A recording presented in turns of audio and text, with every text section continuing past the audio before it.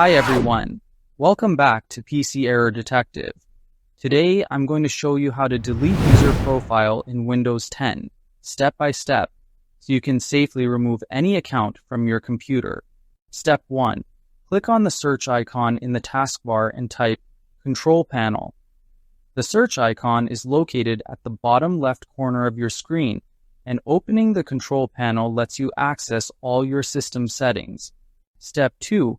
Click on the Control Panel app from the search results. This will open the main Control Panel window where you can manage user accounts, hardware, and system settings. Step 3. Set View By to Category. Changing the view makes it easier to navigate and quickly find the options for managing your user accounts. Step 4. Click on User Accounts and then select Change Account Type.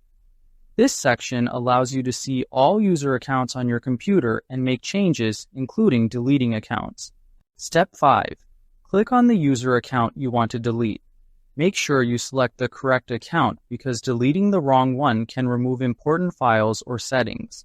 Step 6. Click on Delete the Account.